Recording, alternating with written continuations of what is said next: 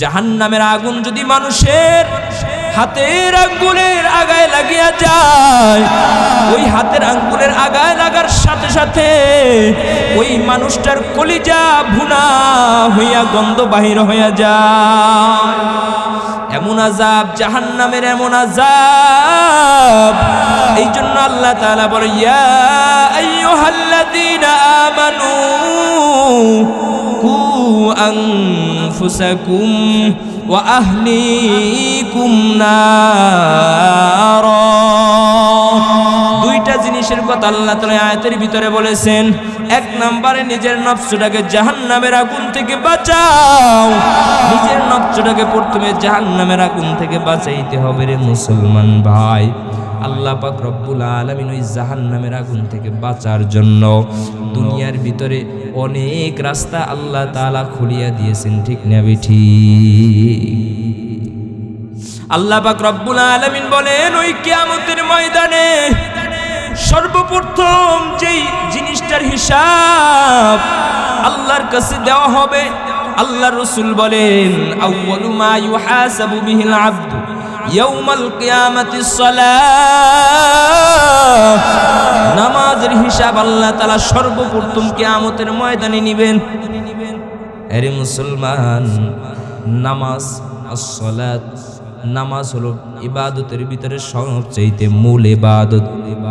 এই নামাজটা কেমন একটা ইবাদত রে মুসলমান ভাই। এই নামাজ আল্লাহ তাআলা কোরআন দুনিয়ার ভিতরে নাজিল করেছেন জিবরাইলের মাধ্যমে। কার মাধ্যমে?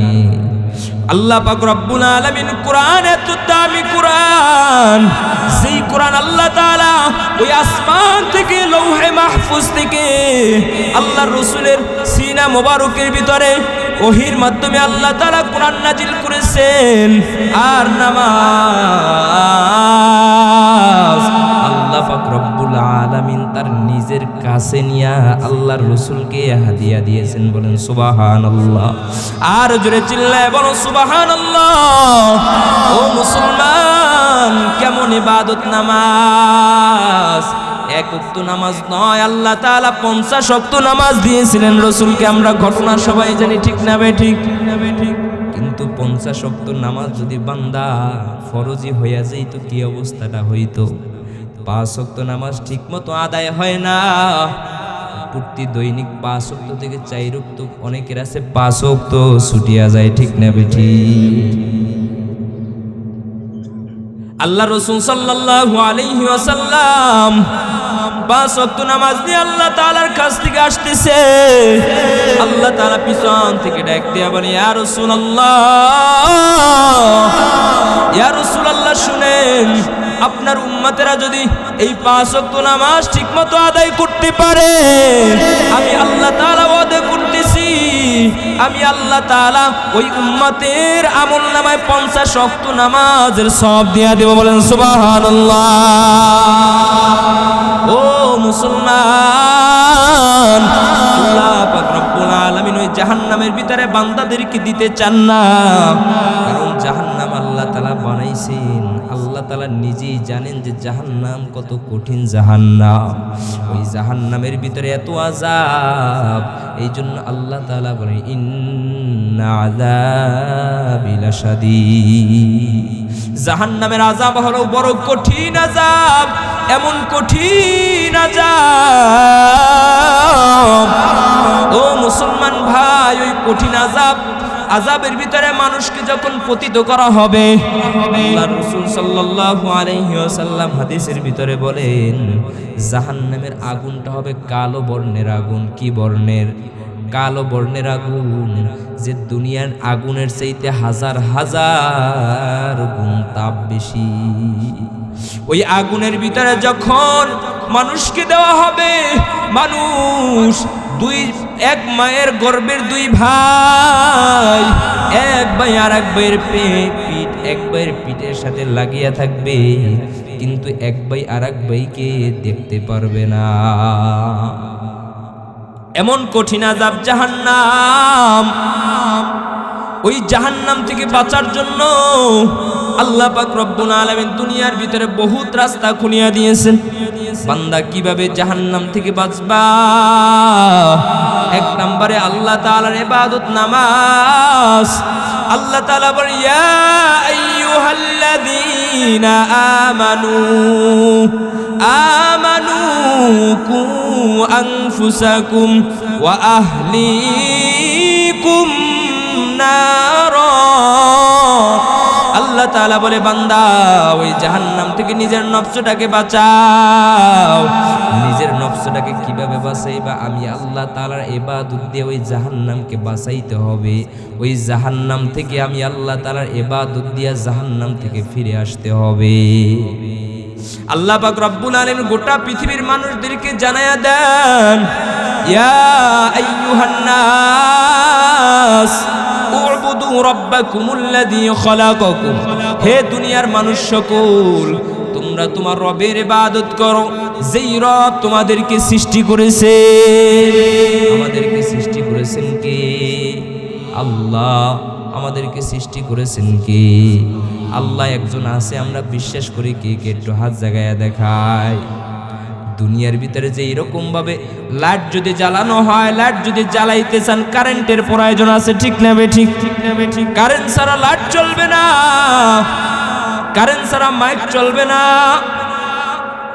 দুনিয়ার ভিতরে তেল ছাড়া যে এরকম ভাবে মেশিন চলে না। আপনাকে আমাকে চালানোর জন্য একজন আছে, ঠিক না বেঠিক? সে কে? আল্লাহ। আচ্ছা দেখি বলো, মানুষ রাত্রি কেন কালো? কোথা থেকে চাঁদ সূরজ পেল এত আলো? পশু পাখি কয় না কথা, মানুষ কেন কয়? বলো বলো বলো রে দেখি, মানুষ কেমনে হয়? ফুলগুলো সব নানান রঙের কেমন করে হয়? পাতাগুলো সবুজ রঙের ফুলের মতো নয়। দুধ কেন হয় সাদা, মরিচ কেন জাল? আমগুলো সব পাকলে পরে হয়ে যে সেথা লাল। আমরা সবাই বাস করি ভাই এই দুনিয়ার রঙে, হাতের রেখা আর চেহারা মিলে না কারো সঙ্গে, আর মিলে না কথার ধরন আঙ্গুলের টিপ। আল্লাহ তাআলা একজন আছেন, প্রমাণ হলো ঠিক। চিল্লায় বলো ঠিক না বেঠে? আল্লাহ তাআলা একজন আছেন রে মুসলমান, যেই আল্লাহ তাআলা তোমাকে আমাকে পরিচালনা করতেছেন। তোমাকে আমাকে যে আল্লাহ তাআলা দুনিয়ার ভিতরে খাওয়াইতেছে। আল্লাহ পাক রব্বুল আলামিন কত নিয়ামত দিতেছেন তোমাকে আমাকে দুনিয়ার ভিতরে। বান্দা আল্লাহ পাক রব্বুল আলামিন দুনিয়ার ভিতরে বান্দা তুমি আমি ব্যতীত যত কিছু দুনিয়ার ভিতরে আছে সব কিছু বান্দার গোলামি করার জন্য বানাইছেন, ঠিক না বেঠিক? আর বান্দা গোলামি করবে কার? আমার আল্লাহর গোলামি করবে। আল্লাহ তাআলা বলেন, মা খলাকতুল জিন্না ওয়াল ইনসা ইল্লা লিয়াবুদুন। আমি আল্লাহ তাআলা মানব জাতিকে বানাইতাম না। কেন বানাইছি জানো বান্দা? ইল্লা লিয়াবুদুন। আমি আল্লাহ তাআলার ইবাদত করার জন্য বানাইছি। কিসের জন্য? আল্লাহর ইবাদত করার জন্য বানাইছে। দুনিয়ার ভিতরে যেই রকম ভাবে আমরা যখন মাঠে কাজ করি বা খেতে কাজ করি, আমাদের উদ্দেশ্য যে সুন্দরভাবে যদি আমি ক্ষেতটাকে পরিচর্যা করতে পারি, সুন্দরভাবে যদি ফসল লাগাইতে পারি, আমার ফসলটা ভালো হবে, আমার সংসারটাই ফসল দিয়া ভালো চলবে, ঠিক না বেঠিক? সবারই একটা উদ্দেশ্য, লেখাপড়া করে ইঞ্জিনিয়ার পরে বিসিএস ক্যাডার হয়, তার পিছনে একটা উদ্দেশ্য, ভালো একটা চাকরি যেন পায়, ঠিক না বেঠিক? এ বান্দা, সব জিনিসেরই উদ্দেশ্য আছে দুনিয়ার ভিতরে। যেই কাজ করি সব কাজেরই একটা উদ্দেশ্য আছে। আমার আল্লাহ তাআলা বলে, বান্দা আমি আল্লাহ তাআলা তোকে কত সুন্দর ভাবে কত দামি দামি জিনিস দিয়ে তোকে বানাইলাম। এ বান্দা, নিজের নিজের শরীরটার দিকে একটু তাকায়া দেখো রে ভাই, তোমার আমার শরীরটার ভিতরে আল্লাহ তাআলা কত লক্ষ লক্ষ কোটি কোটি টাকার পার্টস পাতি আল্লাহ তাআলা ঢুকায়া দিয়েছেন, ঠিক না বেটি? এইটা কিডনির দাম কত হবে রে মুসলমান? কত মানুষ আছে কিডনি রোগের কারণে ওই মেডিকেলের বিছানায় শুয়ে আছে, কিডনি রোগের কারণে কত মানুষ মারা যাইতেছে, লক্ষ লক্ষ কোটি কোটি টাকা নিয়ে মানুষের ধারে ধারে যাইতেছে, কোথাও একটা কিডনি কিনতে পারে না, ঠিক না বেটি? এ বান্দা, শুধু কিডনি নয়, আল্লাহ পাক রব্বুল আলামিন তোমাকে আমাকে কত দামি দামি জিনিস দিয়েছেন, দুইটা চক্ষু দিয়েছেন রে বান্দা। এই চক্ষু দুইটার যে কত দাম, যার চক্ষু নাই তার কাছে একটু গিয়া জিজ্ঞেস করে দেখো রে ভাই, তোমার চক্ষু নাই, তোমার মনের ভিতরে কি কামনা বাসনা, ওই লোকটা চোখের পানি ফালাইয়া দিবে যে ভাই আমার চোখ নাই, দুনিয়াটাই আমার জন্য অন্ধ, ঠিক না বেটি? আমার সন্তানটা পর্যন্ত আমি দেখতে পারি না, আর তোমাকে আমাকে কত সুন্দরভাবে দুনিয়ার ভিতরে পাঠাইলো রে বান্দা, একটা মাত্র উদ্দেশ্য আল্লাহ তাআলার, মা খালাকতুল জিন্না ওয়াল ইনসা ইল্লা লিয়াবুদুন। আল্লাহ তাআলা বলে বান্দা, আমি আল্লাহ তাআলার একটা মাত্র উদ্দেশ্য, সেই উদ্দেশ্যটা হলো সামান্য একটু জিনিস বান্দা, ইল্লা লিয়াবুদুন। এ বান্দা বান্দি, তোরা আমি আল্লাহ তাআলার ইবাদত করবি, আর এই ইবাদত করার জন্য বান্দা তোর শক্তির প্রয়োজন। এই জন্য আমি আল্লাহ তাআলার শক্তি অর্জন করার জন্য দুনিয়ার ভিতরে আমি আল্লাহ তাআলা তোর জন্য খাবারের ব্যবস্থা করিয়ে দিয়েছি, ওই সমুদ্রটা তোর জন্য বানায় দিলাম, সমুদ্র থেকে যেন তুই তাজা তাজা মাছ খাইতে পারো, ঠিক না বেটে? আল্লাহ পাক রব্বুল আলামিন বান্দার জন্য কত ইহসান করেছেন। ওয়া হুয়াল্লাযী সাখখারাল বাহরা লিতাকুলু মিনহু লাহমান তারিয়া। আল্লাহ তাআলা বলে বান্দা, ওই যে সমুদ্রটা দেখতেছো, ওই সমুদ্রটা তোর জন্য আমি আল্লাহ তাআলা তৈরি করে দিলাম। কি জন্য জানো রে বান্দা? যেন তোরা ওই সমুদ্র থেকে লাহমান তরিয়া, তাজা তাজা মাছ খাইতে পারো। বলেন আল্লাহু আকবার। আর জোরে চিল্লায় বলেন আল্লাহু আকবার।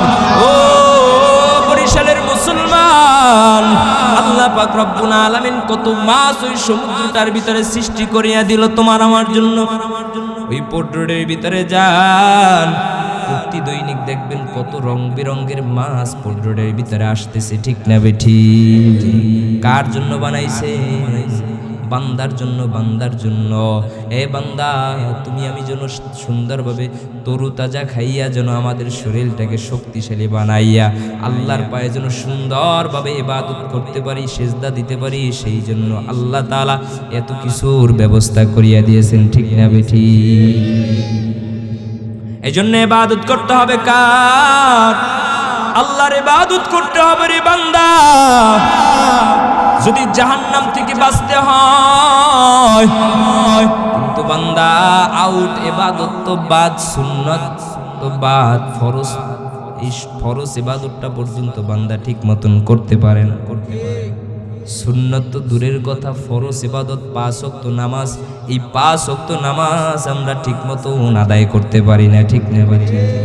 এ বান্দা, তোমার আমার জন্য যে আল্লাহ তাআলা 24টা ঘন্টা সময় দিয়া দিল, 24টা ঘন্টা সময় আল্লাহ তাআলা তোমার আমার জন্য দিয়া দিল, সেই আল্লাহর পায়ে মাত্র 1টা ঘন্টা সময় আমরা দিতে পারি না। 5 ওয়াক্ত নামাজ পড়তে 1 ঘন্টা 10 মিনিট সময় লাগে, এর বেশি লাগবে না, ঠিক না বেঠি? এর বেশি লাগবে না? না মুসলমান, না না। তাও যদি একসাথে হইতো তাহলে একটা কথা ছিল, ভাঙ্গিয়া ভাঙ্গিয়া ফজরের নামাজ থেকে জোহরের নামাজ কত ঘন্টা ফারেক, ঠিক না বেঠি? আবার জোহর থেকে আসর 2-3 ঘন্টা ফারেক, ঠিক না বেঠি? আবার আসর থেকে মাগরিব 2-1 ঘন্টা, আবার মাগরিব থেকে এশা 1-1.5 ঘন্টা, ঠিক না বেঠি? এশা থেকে আবার ফজর পর্যন্ত ঘন্টার পরে ঘন্টা। কিন্তু বান্দা দুনিয়ার মোহে পড়িয়া 5 ওয়াক্ত নামাজ ঠিক মতন আদায় করতে পারি না। সামনে দাঁড়াইব রে বান্দা, কি নিয়ে আল্লাহর সামনে দাঁড়াইব? একটু কি চিন্তা করে দেখছো রে মুসলমান ভাই? ওই কিয়ামতের ময়দানে আল্লাহ তাআলা যখন সর্বপ্রথম নামাজের হিসাবটা নিবেন, ডাক দিয়া বলবে বান্দা কই আমার নামাজ আমাকে দেখাও। তখন বান্দা কি অবস্থাটা হবে তোমার? আল্লাহর সামনে কি নিয়ে দাঁড়াইবারে বান্দা একটু কি চিন্তা করে দেখছো রে? ওই দিন আল্লাহ তাআলা রহমান রহিম নামক সিফাত লাগাইয়া কিয়ামতের দিন ফয়সালা করবেন। দুনিয়ার ভিতর তো আল্লাহ তাআলা রহমান নামক সিফাত লাগাইয়া দুনিয়াটা ফয়সালা করতেছে, ঠিক না বেঠি? রহমান রহিম আল্লাহ পাক রব্বুল আলামিন বড় দয়াবান। আল্লাহ পাক রব্বুল আলামিন রহমান নামক সিফাত লাগাইয়া গোটা পৃথিবীটাকে পরিচালনা করতেছেন। এই জন্যই তো ইহুদি খ্রিস্টান যারা বিধর্মী তারাও যা খায়, মুসলমানও তা খায়, ঠিক না বেঠি? মুসলমান ওই নদীর মাছ খায়, ইহুদি খ্রিস্টানরাও নদীর মাছ খায়। মুসলমানরাও গোস্ত খায়, ইহুদি খ্রিস্টানরাও গোস্ত খায়। ইহুদি খ্রিস্টানরাও যা খায় মুসলমানও তা খায়, মুসলমান যা খায় ইহুদি খ্রিস্টানরাও তা খায়। না না মুসলমান না, না আল্লাহ তাআলা তো পারতো যারা আল্লাহর ইবাদত করে না, গোলামি করে না, তাদের খানা পিনা সব বন্ধ করিয়া দিতে, ঠিক না বেঠি? পারতো না? পারতো না? অবশ্যই পারতো, পারতো, পারতো, পারতো, কিন্তু না না, কারণ আল্লাহ তাআলার একটা নাম হলো রহমান। আল্লাহ পাক রব্বুল আলামিন রহমান নামক সিফাত লাগাইয়া এই পৃথিবীটাকে পরিচালনা করতেছেন রে মুসলমান ভাই। এই জন্যই তো আল্লাহ তাআলা ইহুদিদেরকেও যেই আল্লাহ তাআলা যেই নজরে দেখেন, বিধর্মীদেরকে যেই নজরে দেখেন, মুসলমানকেও সেই নজরে দেখেন। আল্লাহ তাআলা ডাক দিয়া বলে বান্দা ওই বিধর্মীকেও আমি আল্লাহ তাআলা বানাইছি, মুসলমানকেও আমি আল্লাহ তাআলা বানাইছি। অতএব বান্দা সময় তো একটা আছে, কিয়ামতের ময়দান, ওই দিন আমি শক্ত কইরা দরিয়া ফালাইব, ঠিক না বেঠি? ওই কিয়ামতের ময়দানে আল্লাহ তাআলা রহমান রহিম নামক সিফাত লাগাইয়া বিচারের কার্যক্রম আরম্ভ করবে না।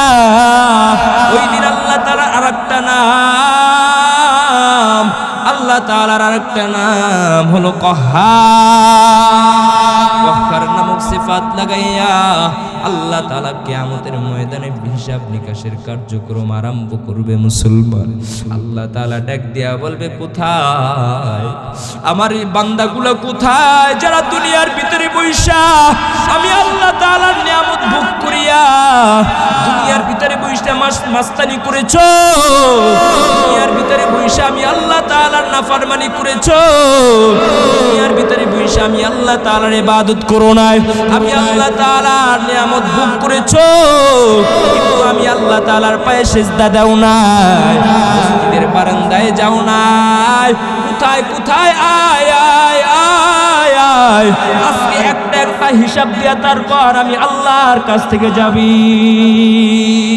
ঠিক না? আরে মুসলমান দুনিয়ার ভিতরে আপনার যে নুন খায় সে আপনার গুণ গায়, ঠিক না বেঠি? ঠিক না বেঠি? কিন্তু মুসলমান যখন আপনি গুণ গাইবেন না, দেখবেন মেম্বার চেয়ারম্যান আপনাকে অনুদান দেওয়া বন্ধ করিয়ে দিবে, ঠিক না বেঠি? ঠিক না? দেখবেন কমিশনারের যখন গুণ গাইবেন না, দেখবেন সেও আস্তে আস্তে আপনার কাছ থেকে পাশ কাটায়া যাইবে, ঠিক না বেঠি? তো আল্লাহ তাআলা আমাদেরকে নিয়ামত দিয়েছে, এই নিয়ামত ভোগ করিয়া যদি আল্লাহর গুণগান না গাই তাহলে আল্লাহ কিন্তু একদিন আমাদেরকে দরিয়া ফেলাই। আরে মুসলমান ভাই,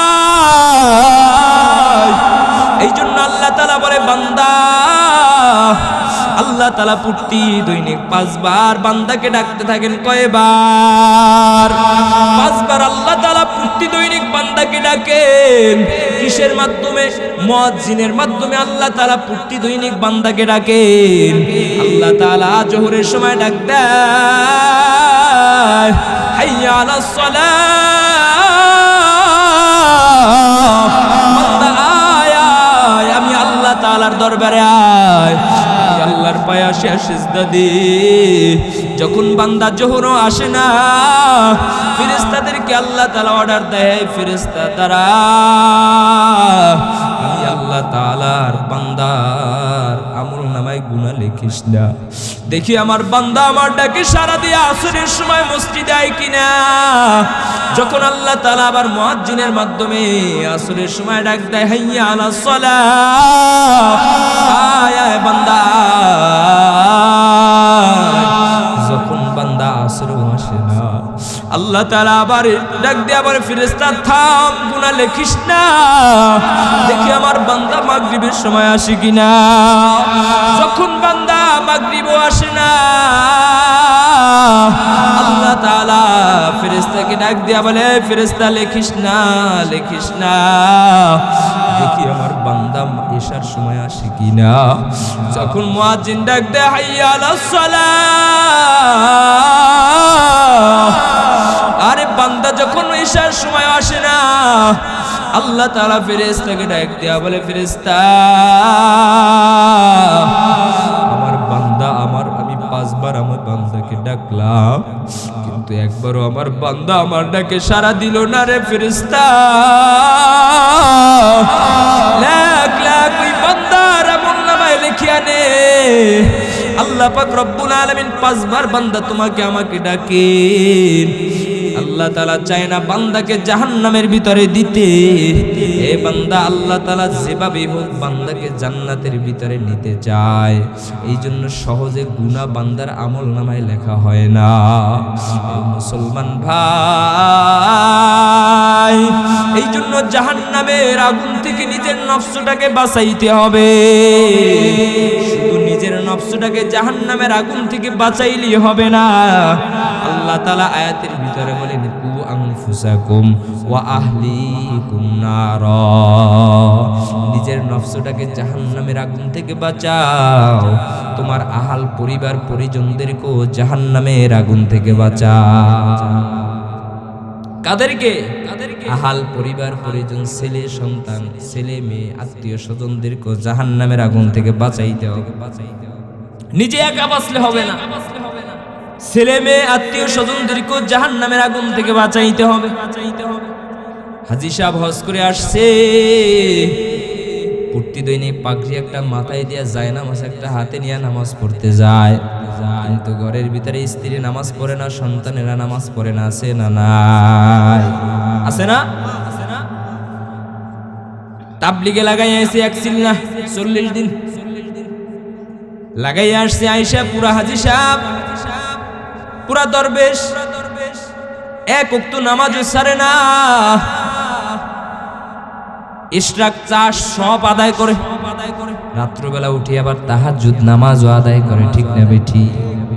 কিন্তু ঘরের ভিতরে বিবি নামাজ পড়ে না, মেয়েটা পর্দায় থাকে না, ছেলেটা 5 ওয়াক্ত নামাজ আদায় করে না, একদিন কাল জিজ্ঞাসাও করে না। আছে না? না? এই জন্য আল্লাহ তাআলা বলেন, কু আনফুসাকুম ওয়া আহলিকুম নার, এ বান্দা নিজের নফসটাকে জাহান্নামের আগুন থেকে বাঁচাইবা, পাশাপাশি তোমার আহাল পরিবার পরিজনদেরকেও জাহান্নামের আগুন থেকে বাঁচাইবা। যদি আহাল পরিবার পরিজনদেরকে জাহান্নামের আগুন থেকে না বাঁচাও, ওই কিয়ামতের দিন কিন্তু ধরা খাইয়া যাইবা আল্লাহর দরবারে, আল্লাহর কাঠগড়ায় ধরা খাইয়া যাইবা। দুনিয়ার ভিতরে যেই রকম ভাবে একজন মানুষকে যদি আসামি বানায় কাঠগড়ায় দাঁড়া করানো হয়, ওই আসামি বাঁচার জন্য তার সাথে যাহারা আছে তাদের নাম টপ টপ টপ টপ করিয়া বলিয়া দেয়। ঠিক না বেঠি? ঠিক না? বলে আমার লাগে অমুকে ছিল, আমার সাথে অমুকে ছিল, তাদেরকেও ধরে আনেন। যখন রিমান্ডে দেয় সবার নাম কইয়া দেয়। ঠিক না বেঠি? ঠিক না? তো এই রকম ভাবে কিয়ামতের দিন যখন আল্লাহ তাআলা হিসাবের কার্যক্রম আরম্ভ করবেন, ওই দিন সন্তান বাবাকে ধরায় দিবে, বলবে আল্লাহ আমার উপরে নামাজ ফরজ হয়েছিল আল্লাহ, কিন্তু আমার মা 5 ওয়াক্ত নামাজ আদায় করছে, আমার বাবা 5 ওয়াক্ত নামাজ আদায় করছে, কিন্তু আমাকে নামাজের জন্য ডাকে না। ও আল্লাহ, আমি জাহান্নামে একা যাব না, যেই বাবা মার কারণে আমি জাহান্নামী হয়েছি তাদেরকে নিয়ে তারপরে জাহান্নামে যাব। কু আনফুসাকুম ওয়া আহলিকুম নারা। অনেক আছে বাসার ভিতরে যুবতী মেয়ে আছে, মেয়েদেরকে পর্দার ভিতরে রাখে না। এই পিতামাতা, তোমার উপরে এই মেয়েকে পর্দায় রাখা তোমার উপরে ওয়াজিব হয়ে গেছে, ঠিক না বেটি? পর্দা হলো নারীর জন্য ফরজ। এই পর্দা প্রত্যেকটা নারীর উপরে ফরজ।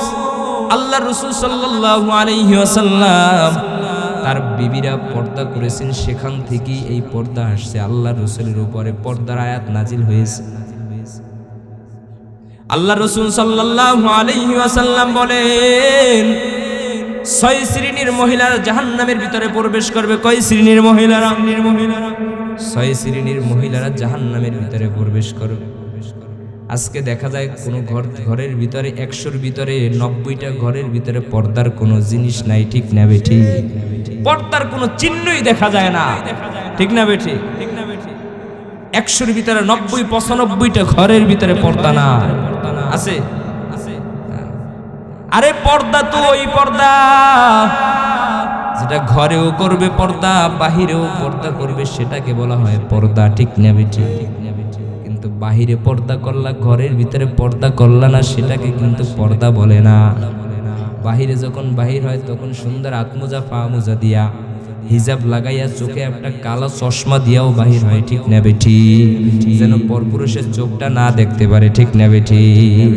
কিন্তু ঘরের ভিতরে যখন যায়, খালাতো ভাই আসলে সামনে লাভ দিয়া পড়ে, ঠিক না বেঠি? ঠিক না বেঠি? ঠিক না? মামাতো ভাই আসলে লাভ দিয়ে আসে, বলে ভাই কেমন আছে? পর্দা রইল? পর্দা আছে? না না মুসলমান, পর্দা নাই। এটাকে তো পর্দা বলে, এটাকে বলা হয় ফ্যাশন। কি বলে? এখন তো ফ্যাশন, এখন তো বোরকা হয়েছে ফ্যাশন, ঠিক না? বোরকার দোকানের নাম ফ্যাশন হাউস। কি হাউস? Fashion house. ফ্যাশনকে ঢাকার জন্য বোরকা ব্যবহার করা হয়, ঠিক না বেটি? কিন্তু এখন বোরকার নামই হলো ফ্যাশন হাউস। এখন তো ডিজিটাল বোরকা, মাশাআল্লাহ, এই যে জামার চাইতেও খারাপ, ঠিক না বেটি? ডিজিটাল বোরকা, ভিতরে কাজ যা আছে তা 1 কিলোমিটার দূর থেকে দেখায়, ঠিক না বেটি? এমন বোরকা বাহির হচ্ছে। এই জন্য প্রত্যেকটা পিতামাতার উপরে তার সন্তানদের, তার মেয়েকে পর্দার ভিতরে রাখা এটা পিতামাতার দায়িত্ব। এটা পিতামাতার হক, পিতামাতার কাছে সন্তানের হক। পিতামাতার কাছে কি? সন্তানের হক। পিতামাতার যেই রকম ভাবে সন্তানের কাছে হক আছে, আবার পিতামাতার কাছেও সন্তানের হক আছে, ঠিক না বেঠি? তো সন্তানের হক হলো পিতামাতার। পিতামাতা সন্তানকে 5 ওয়াক্ত নামাজের জন্য তাগিদ দিবে। কিভাবে জাহান্নামের আগুন থেকে বাঁচাইবে সন্তানটাকে, মেয়েটাকে কিভাবে জাহান্নামের আগুন থেকে বাঁচাইবে। কিন্তু না না না না, বাপে 5 ওয়াক্ত নামাজ পড়ে, মা 5 ওয়াক্ত নামাজ পড়ে, কিন্তু মেয়েটা বেপর্দায় রাস্তার ভিতরে ঘোরাফেরা করে, ঠিক না বেঠি? কোনো লাভ নাই রে মুসলমান, কোনো লাভ নাই। তোমার এই নামাজ দিয়ে কোনো লাভ নাই, তোমার এই রোজা দিয়েও কোনো লাভ নাই, তোমার ওই তাহাজ্জুদ দিয়েও কোনো লাভ হবে না। কারণ একটা মহিলা কিয়ামতের দিন 4 জন ব্যক্তির নামে মামলা করবে। কয়জন ব্যক্তির নামে? 4 জন ব্যক্তির নামে একজন মহিলা মামলা করবে। 4 জনের নামে মামলা হবে। 1 নম্বরে পিতার নামে মামলা দায়ের করবে কিয়ামতের ময়দানে। 2 নম্বরে ভাইয়ের নামে মামলা দায়ের করবে কিয়ামতের ময়দানে। 3 নম্বরে স্বামীর নামে মামলা করবে কিয়ামতের ময়দানে। 4 নম্বরে সন্তানের নামে মামলা করবে কিয়ামতের ময়দানে। আল্লাহ তাআলা যখন ডাক দিবে, হে অমুক ব্যক্তি, তুমি কেন দুনিয়ার ভিতরে বৈশা পর্দা করো নাই? তুমি কেন দুনিয়ার ভিতরে বৈশা বেপর্দায় চলাফেরা করেছো? আমি তো পর্দার আয়াত নাজিল করে দিয়েছি। আল্লাহর রাসূল প্রত্যেকটা নর নারীকে পর্দার জন্য আল্লাহর রাসূল তাগিদ দিয়েছেন, নির্দেশ দিয়েছিলেন, কিন্তু তুমি পর্দায় থাকো না কেন? তখন ওই মহিলা, ওই মেয়েটা ডাক দিয়া বলবে, আল্লাহ, আমাকে তো আমার বাবা পর্দার ভিতরে রাখে না। এক নাম্বার, আমাকে আমার বাবা পর্দার ভিতরে রাখে নাই। দ্বিতীয় নাম্বারে দায়ের করবে, যখন বলবে, আল্লাহ, আমার বাবা যখন মারা গেছে, আমার ভাইয়ের কাছে আমি বড় হয়েছি, লালিত পালিত হয়েছি, আল্লাহ, আমার ভাই আমাকে পর্দার ভিতরে রাখে নাই, আমার ভাই পর্দার জন্য কোনোদিন আমাকে বলেও নাই। ঠিক না বেটি? বাবার পরে ভাই, ঠিক না?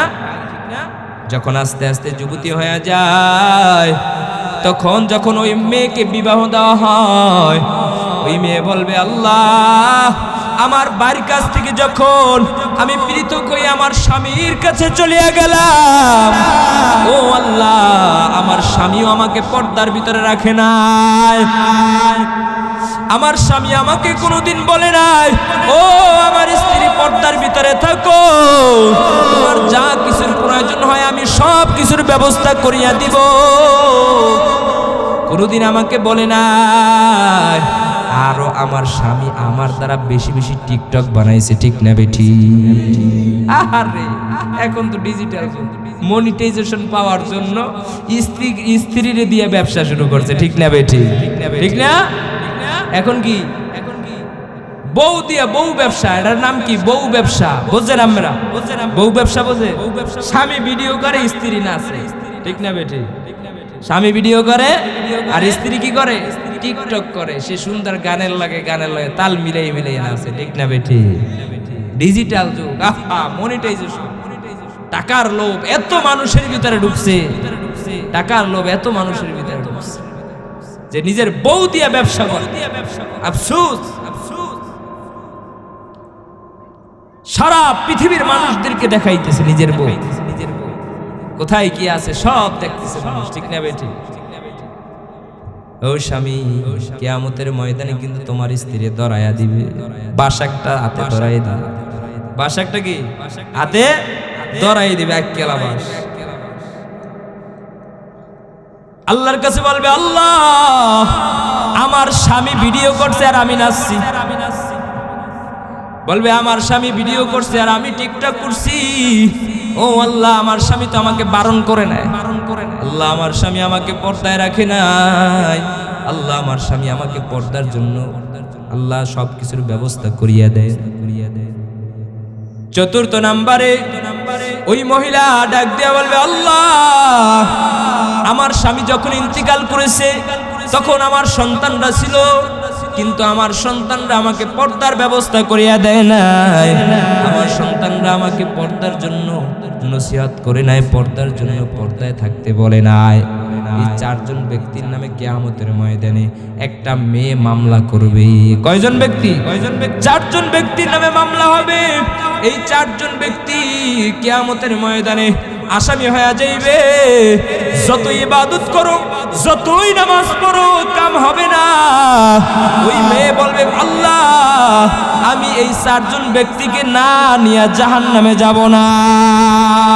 হয় যদি আমাকে জাহান্নামে দিতে হয়, এই চারজন ব্যক্তিকেও আমার লগে জাহান্নামে দিতে হবে, না হয় আমাকে তুমি জান্নাতে দিয়া দাও। ওরে মুসলমান, কিয়ামতের দিন ধরা খাইয়া যাইবা। এই জন্য পায়ে হাতটা দিয়া বলি, রে ভাই, যার ঘরে যুবতী মেয়ে আছে, মেয়েটাকে পর্দার ভিতরে রাখেন, নিজের স্ত্রীকে পর্দার ভিতরে রাখেন। ফুল যেই রকম ভাবে মানুষ যত ঘেরান নিবে, যত মানুষ ধরবে, তত তাড়াতাড়ি ফুলটা নষ্ট হয়ে যাইবে। ঠিক না বেটি? মহিলারা হলো ফুলের মতো, সাজায়া ঘরের ভিতরে রাখিয়া দিবেন, নিজে দেখিয়া দেখিয়া মজা নিবেন। ঠিক না বেটি? কিন্তু না, নিজের স্বামী তো দেখতে পারে না, অন্য পুরুষ মজা নাই। ঠিক না বেটি? ঘরের ভিতরে থাকে, চিরা জামা, একদিনকাল কোনো ক্রিমও দেয় না, এরকম আছে না? কিন্তু যখন বাহিরে যখন সিটি মার্কেটে যাইবে, মহাসিন মার্কেটে যখন যাইবে, আরে কত ফ্যাশন, কোন জামাটা আছে সুন্দর, আলমারির ভিতরে কোন জামাটা সুন্দর আছে, কোন জিনিসটা লাগাইলে সুন্দর দেখাইবে, আশকারা মাস্কারা যত যা আছে সব লাগাইয়া তারপর বাহির হয়, আর অন্য পরপুরুষ দেখিয়া মজা নেয়, কিন্তু তুমি বান্দা মজা নিতে পারো না। ঠিক না বেঠি? আফসোস, কিয়ামতের দিন ধরা খাইয়া যাইবা। নিজের স্ত্রীকে সুন্দরভাবে সাজায়া ঘরের ভিতরে রাখো। ফুল যেই রকম ভাবে মানুষের কাছে বেশি গেলে ফুল নষ্ট হয়ে যায়, এইরকম ভাবে আছে বেগানা নারীদের ভিতরে বিভিন্ন সমস্যা হয়। ঠিক না বেঠি? যারা বেপর্দা থাকবে দেখবেন তাদের সংসারের ভিতরে বেশি ঝামেলা হয়। ঠিক না বেঠি? কয়দিন পর দেখবেন ফুরুত পাখি উড়ে গেছে। পাখি কোথায় গেছে? উড়ে গেছে। পাখি ফাঁকি দিয়ে উড়ে গেছে।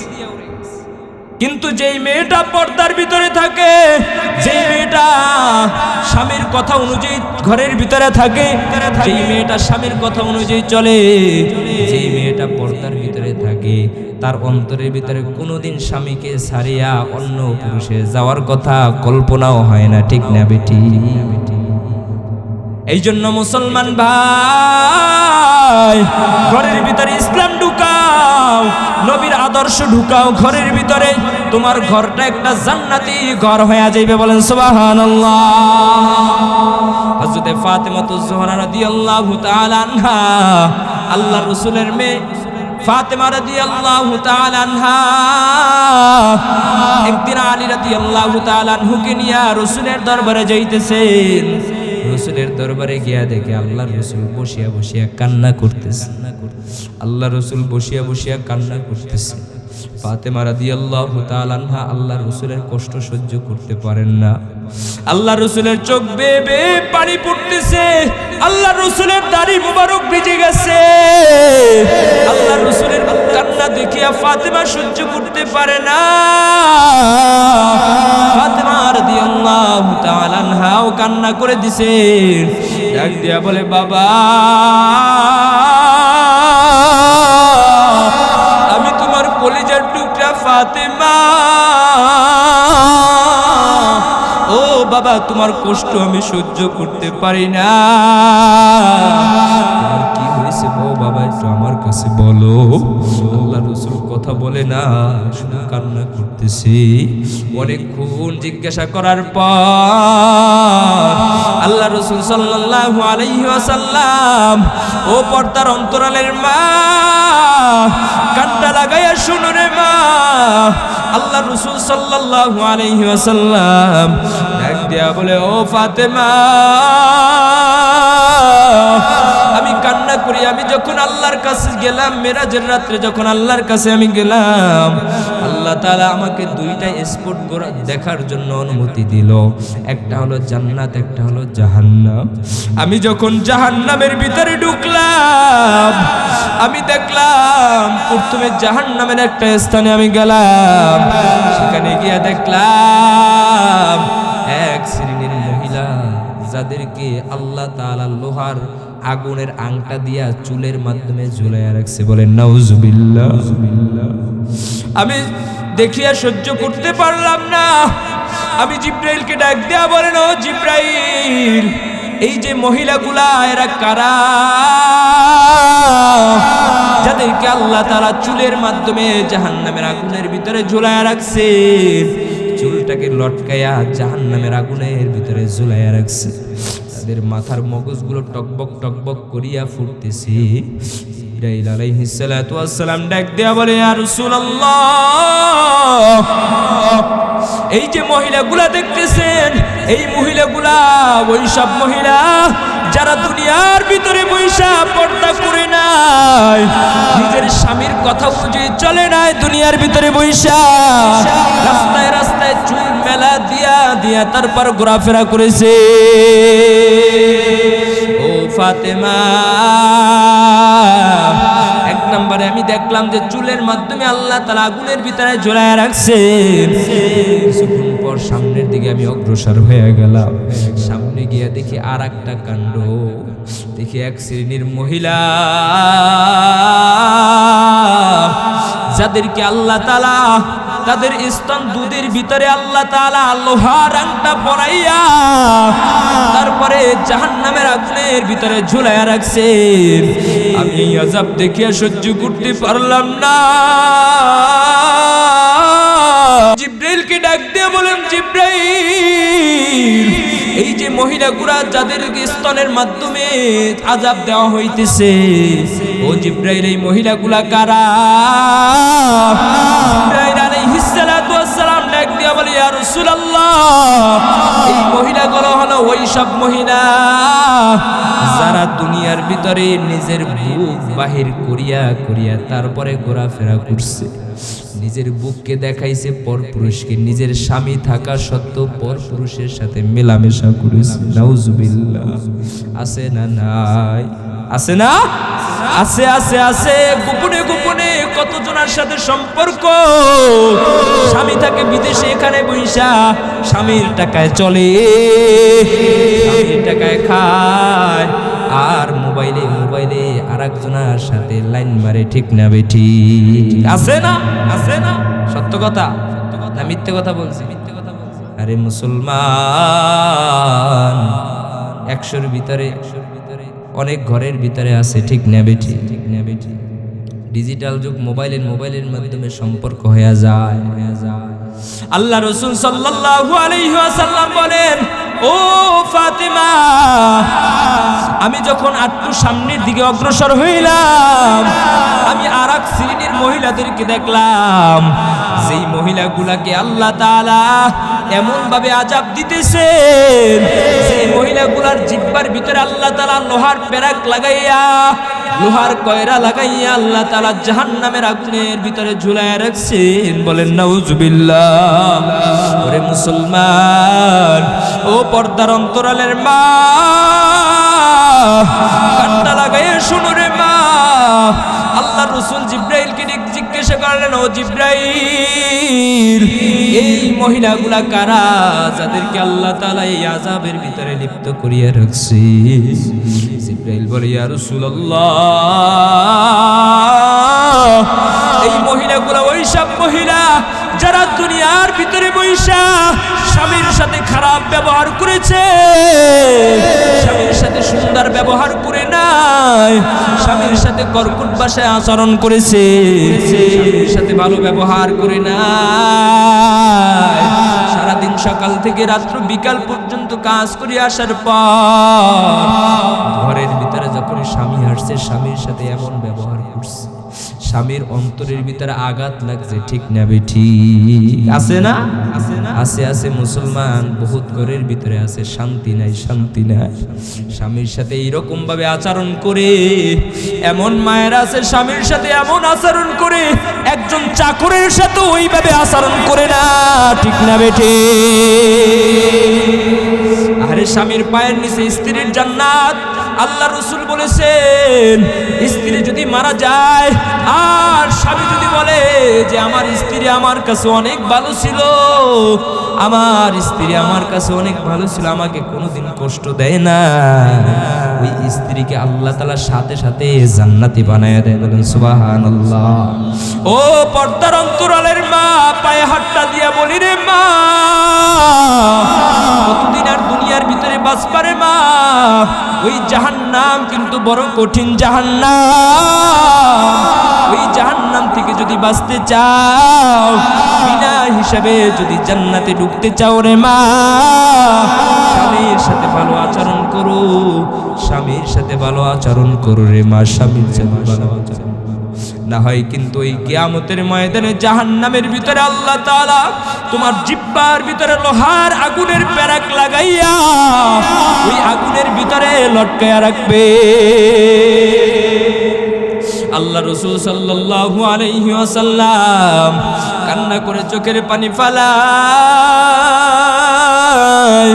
আল্লাহ রাসূল যখন কিছু দূর সামনের দিকে অগ্রসর হইয়া গেলেন, কিছু দূর সামনের দিকে যাওয়ার পর আল্লাহ রাসূল দেখেন আরো কিছু শ্রেণীর মহিলাদেরকে অন্যভাবে আল্লাহ তাআলা আযাব দিতেছে। তাদেরকে এমন ভাবে আযাব দিতেছেন ওইসব মহিলাদের চেহারাটা হয়ে গেছে শুয়োরের চেহারার মতো, আর শরীরটা হয়ে গেছে গাধার শরীরের মতো, আর আগুনের ভিতরে তাদেরকে আল্লাহ তাআলা পুরাইতেছে। জিব্রাইলকে ডাক দিয়া বলে, ও জিব্রাইল, এই মহিলাগুলা কারা যারা এই আযাবের ভিতরে লিপ্ত আছে? জিব্রাইল বলে, ইয়া রাসূলুল্লাহ, যারা দুনিয়ার ভিতরে বৈশা কটু কথা বলেছে, মিথ্যা কথা বলেছে, যারা দুনিয়ার ভিতরে বৈশা গীবত করেছে, মানুষের ভালো দেখতে পারে না, একজন মানুষের কথা আরেকজন আর কানে নিয়ে দিছে, ঠিক না ঠিক আছে না? এইটা সবচেয়ে বেশিরভাগ মহিলাদের ভিতরে হয়। মহিলারা কিন্তু পেটের ভিতরে কথা হজম করতে পারে না। এ মা বোনেরা, আপনারা আবার কষ্ট নিয়েন না, হাদিসের কথা বলতেছি। একজনের কথা আরেকজনের কাছে নিয়ে গিয়া বলে আল্লাহ রাসূল সাল্লাল্লাহু আলাইহি ওয়াসাল্লাম হাদিসের ভিতরে বলেন যে ওইসব মহিলা হলো ওই মহিলাগুলা যেই মহিলা দুনিয়ার ভিতরে বৈশা গীবত করছে, শিকায়াত করছে। এ পর্দার অন্তরালের মা, খবরদার খবরদার খবরদার, তুমিও মা। আর আল্লাহ রাসূলের কলিজার টুকরা ফাতেমা রাদিয়াল্লাহু তাআলা আনহা মা,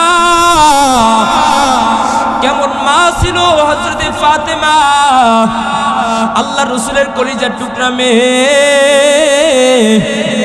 কেমন পর্দাশীল ছিল, কেমন পর্দাশীল ছিল। আল্লাহ রাসূল ইন্তেকালের 6 মাস পরে ফাতেমা রাদিয়াল্লাহু তাআলা আনহা রমজানের দ্বিতীয় রোজায় রাত্রেবেলা স্বপ্নের ঘরে দেখতেছে আল্লাহ রাসূল ঘরের ভিতরে কি যেন তালাশ করতেছে, বলেন সুবহানাল্লাহ। ঘরের ভিতরে কি যেন তালাশ করতেছে। ফাতেমা রাদিয়াল্লাহু তাআলা আনহা বলে, ইয়া রাসূলুল্লাহ, হে বাবা, তুমি কি তালাশ করো? আল্লাহ রাসূল ডাক দিয়া বলে, মা, অনেক দিন হয়ে গেছে তোর সাথে আমার সাথে দেখা হয় না, আমি তো তোমাকে তালাশ করি রে মা, আমাকে তোমার কাছে নিয়ে যাইতে আসছি, বলেন সুবহানাল্লাহ। এ মা, সেহরি খাবা তুমি আলীর সাথে, আর পরের দিন ইফতার করবা আমি নবীর সাথে, বলেন সুবহানাল্লাহ। আরো জোরে বলছিলেন, বলেন সুবহানাল্লাহ।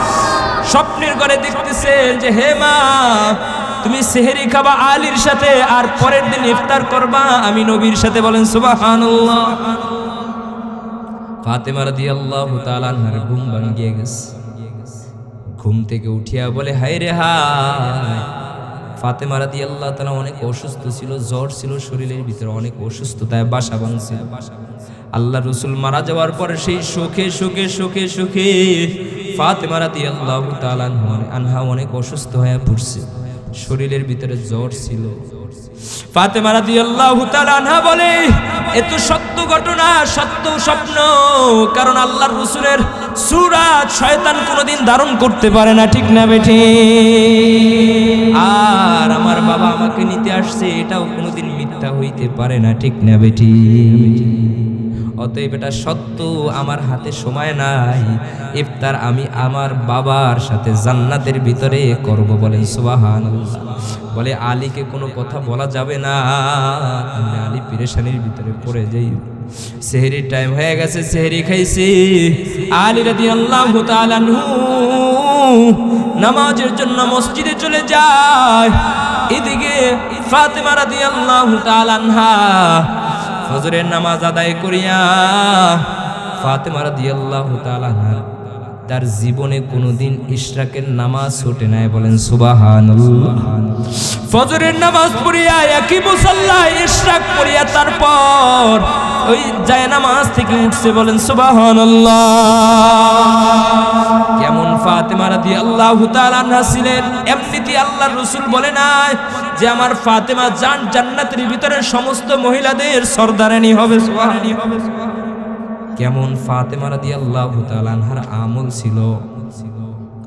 ফজরের নামাজ পড়িয়া আজকে আর ইশরাকের জন্য বসে নাই, ফজরের নামাজ পড়ে উঠিয়া রান্নাঘরের ভিতরে চলে গেছে, গিয়া অনেকগুলো জামা কাপড়, হাসান হুসাইনের অনেকগুলো জামা কাপড় ডেকসির ভিতরে ভিজাইছে। আর একটা ডেকসির ভিতরে অনেকগুলো পানি জাল দিতেছে, আর একটা ডেকসির ভিতরে অনেকগুলো আটা মাখিয়ে নিয়েছে। আলী রাদিয়াল্লাহু তাআলা আনহু মসজিদ থেকে নামাজ পড়িয়ে আসছে। আসিয়া নামাজের মুসাল্লায় ফাতেমা রাদিয়াল্লাহু তাআলা আনহাকে দেখে না, আশ্চর্য হয়ে গেল। হায় রে হায়, আমার জীবনে তো কোনোদিন ফাতেমাকে এই নামাজের মুসাল্লা থেকে উঠতে দেখি না। আজকে ফাতেমা কোথায় গেল? রান্না করে গিয়া দেখে ফাতেমা রাদিয়াল্লাহু তাআলা আনহা অনেকগুলো কাপড় নিয়ে আসে কাচার জন্য, ধোয়ার জন্য। আবার একটা ডেকসির ভিতরে অনেকগুলো পানি জাল দিতেছে, আর একটা ডেকসির ভিতরে অনেকগুলো আটা মাখাইছে। আলী রাদিয়াল্লাহু তাআলা আনহু দেখিয়া আশ্চর্য হয়ে গেলেন। ডাক দিয়া বলে, ফাতেমা কি ব্যাপার, তুমি কি করতেছো? এতগুলো কাপড় নিয়েছো ধোয়ার জন্য, আবার আরেকটা ডেকসির ভিতরে অনেকগুলো পানি তুমি জাল দিতেছো, আবার আরেকটা ডেকসির ভিতরে অনেকগুলো খামিরে নিয়েছো। যে এতগুলো খামিরে নিয়েছো যে যা দ্বারা আমরা 3-4 দিন পর্যন্ত খাইতে পারবো। কি ব্যাপার? তখন ফাতেমা রাদিয়াল্লাহু তাআলা আনহা চোখ থেকে পানি ফেলাইয়া ডাক দিয়া বলে, আলী,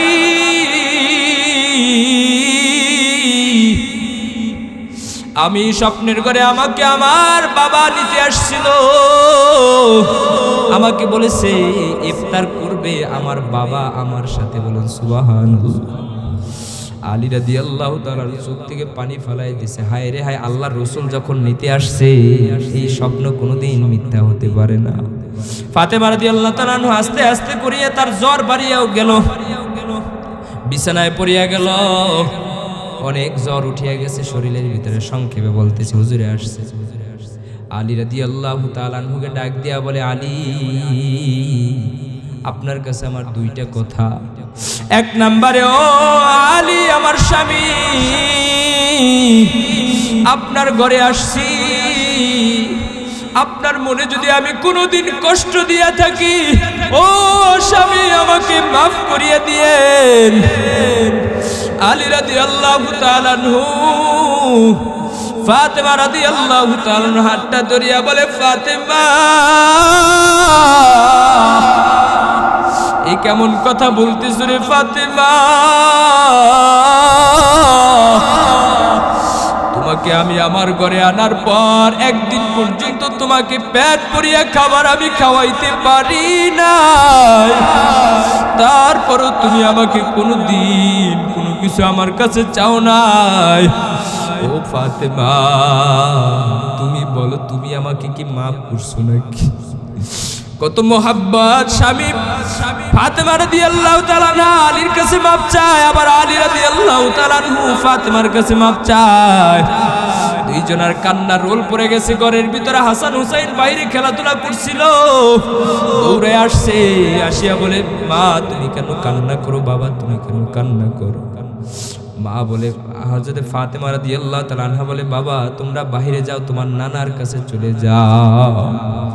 যখন হাসান হুসাইন দৌড় দিয়া আল্লাহ রসুলের কবরের কাছে গিয়া কবরের উপরে উঠিয়া আল্লাহ রসুলের সাথে কথা বলতেছে, বলেন সুবহানাল্লাহ। হাসান হুসাইন কথা কয়, আল্লাহ রসুল আবার কবরের ভিতর থেকে জবাব দেয়, বলেন সুবহানাল্লাহ। কবরের ভিতর থেকে আল্লাহ রসুল ডাক দেয়া বলে, কি ব্যাপার নাতি, তোমরা তো এই টাইমে কোনোদিন আমার কাছে আসো না, আজকে কেন আসলা? বলে, আমার মা আমাকে পাঠাইছে তোমার কাছে। আমার মা দেখছি কান্না করে। আল্লাহ রসুল বলে, এই হাসান হুসাইন যাও যাও যাও, আজকে জনমের মতো মাকে দেখো, চোখ ভরিয়া দে, মন ভরিয়া মাকে দেখিয়া রাখো। আজকের পর থেকে আর তোমরা তোমার মাকে দেখতে পারবা না। হাসান হুসাইন দৌড়তেছে ঘরের দিকে, দৌড় দিয়ে আসিয়া দরজার সামনে দাঁড়ায় গেছে। ফাতেমা রাদিয়াল্লাহু তাআলা আনহা বলে, কি ব্যাপার, তোমরা কেন আবার আসলা? বলে, মা তুমি আমাদের কাছ থেকে গোপন রাখছো, আমার নানা আমার কাছে গোপন রাখে না। ও মা, আমার আনান আমাকে বলেছে, যাও যাও মার চেহারাটা মন ভরে দেখে আস। দুইটা প্রশ্ন, দুইটা কথা আলী রাদিয়াল্লাহু তাআলা আনহুর কাছে বলছে। এক নম্বরে মাপ চেয়েছে, দুই নম্বরে ডাকিয়া বলে, আলী আমি যখন মারা যাব রাত্রিবেলা আমাকে দাফন দিয়া দিবেন, কাউকে জানাইবেন না। বলে কেন? তুমি মারা যাবে এই খবর যদি শুনে এই এলাকার ভিতরে, মদিনার ভিতরে সবাই দৌড়ে আসবে তোমার জানাজা নামাজ পড়ার জন্য। কারণ মুহাম্মাদের মেয়ে মারা গেছে, সবার সৌভাগ্য হইবে জানাজা নামাজ অংশগ্রহণ করবে। ফাতেমা রাদিয়াল্লাহু তাআলা আনহা বলে, ও আলী, আমি ফাতেমাকে অন্য কোনো বেগানা কোনো পুরুষ একদিন কাল আমি ফাতেমার একটা স্থানও দেখে নাই। আমি ফাতেমা মোটা না চিকন, আমি ফাতেমার চেহারা কেমন, আমি ফাতেমা কতটুকু মোটা, কোনোদিন আমার শরীরটা পর্যন্ত মানুষ দেখে না। ও স্বামী, যখন আমি মৃত্যুবরণ করব, যখন আমাকে কাপড়ে পেঁচাইয়া খাটিয়ার উপরে শোয়া রাখবেন, যখন মানুষজন আসবে আমার জানাজা পড়ার জন্য, তখন মানুষ আসিয়া দেখবে যে ফাতেমা কতটা মোটা ছিল, ফাতেমা কতটা লম্বা ছিল। ও আলী, তখন তো আমার পর্দার খেলাফ হয়ে যাইবে। বলেন সুবহানাল্লাহ। আর জোরে চিল্লায় বলো সুবহানাল্লাহ। ও পর্দার অন্তরালের মা ফাতেমা রাদিয়াল্লাহু তাআলা আনহা কতটা পর্দাশীল ছিল। আগের জামানায় ভালো ঘর ছিল না, মদিনায় গেছে, মক্কায় গেছে, ফাতেমার ঘর দেখে আসছে, ঠিক না বেঠি? আরে ওই খেজুরের বেড়া ছিল, উপরে কোনো ছাদও ছিল না, ঠিক না বেঠি? সেই ঘরের ভিতরেও পর্দা করছে, কোনো বেগানা কোনো পুরুষ একদিন কাল দেখতে পারে নাই। আর আজকে কত সুন্দর ব্যবস্থা, সব কিছু ঘরের ভিতরে, টয়লেট ঘরের ভিতরে, গোসলখানা ঘরের ভিতরে, সব কিছু ঘরের ভিতরে। তারপর আমার মা বোনেরা পর্দা করে না। এরে মা, পায়ে হাতটা ধরিয়া বলি, রে মা, কখন তোমার মৃত্যু আসিয়া পড়ে, কখন তোমার মৃত্যু আসিয়া পড়ে তুমি জানো না রে মা। ওই কবরের কথা স্মরণ করো, ওই কবরের কথা স্মরণ করো, জাহান্নামের কথা স্মরণ করো। আল্লাহ পাক রব্বুল আলামিন সকল মা বোনদেরকে পর্দায় থাকার তৌফিক দান করে, সকলে বলি আমিন। আপনাদের যাদের মেয়েরা আছে, বউ স্ত্রী সন্তান আছে, তাদেরকে পর্দার ভিতরে রাখবেন, খবরদার, না হয় কিন্তু আসামি হয়ে যাইবে, না হয় কিন্তু আসামি হয়ে যাইবে। আল্লাহ পাক রব্বুল আলামিন আমাদের সকলকে আমল করার তৌফিক দান করে, সকলে বলে আমিন।